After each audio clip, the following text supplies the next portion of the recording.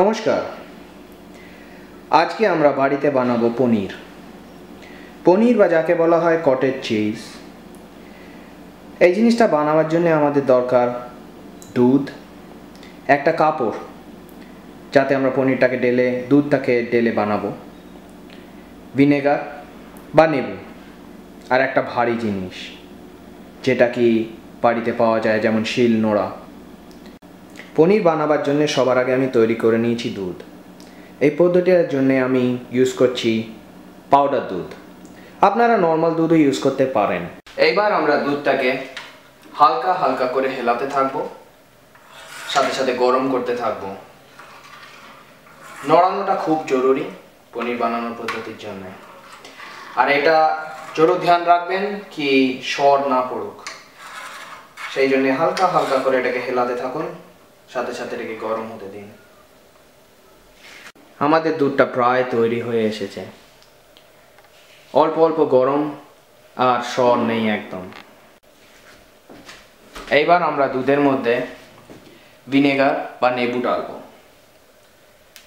অল্প অল্প করে ডালুন,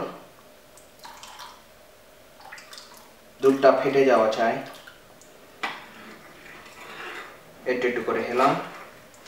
আর সবচেয়ে বড় কথা, আমরা গ্যাসটাকে বন্ধ করে দেবো, কারণ আমরা চাই না যে পনিরটা নিচে তৈরি হচ্ছে সেটা চিপকে যায়।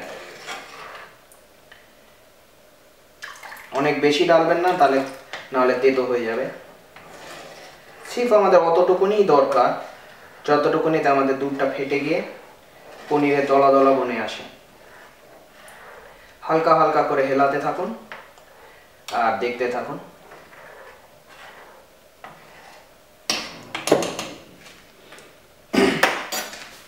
আমাদের পনির প্রায় তৈরি।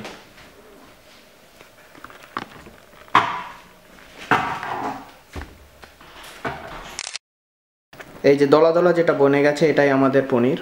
এবার এটাকে আমরা ডালবো একটা কাপড়ের উপরে। এইবার আমরা পনির যেটা বনে গেছে আমাদের, ওইটাকে কাপড়ের মধ্যে ডালবো। আর একটু তাড়াতাড়ি করতে হবে, না হলে আমাদের পনিরটা জমে যাবে,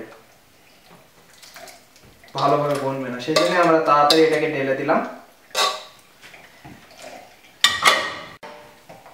এবার আমরা আমাদের পনিরটাকে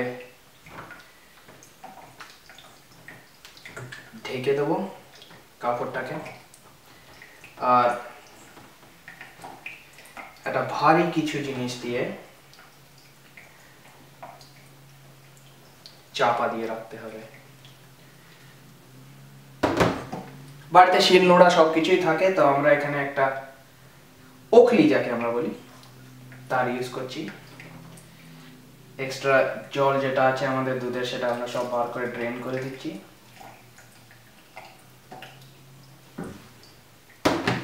এইভাবে আমরা এটাকে চাপা দিয়ে, যত টাইট করে আপনি এটাকে রাখতে পারবেন তত ভালো আপনার বনবে টাইট পনির।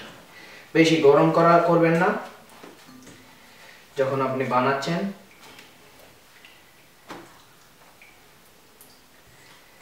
এটাকে দাবিয়ে আমরা রেখে দেবো, প্রায় আধা ঘন্টা মতো রেখে দেবো। তারপরে আমরা দেখবো আমাদের পনির তৈরি। প্রায় আধা ঘন্টা হয়ে গেছে। এবার আমাদের পনির তৈরি।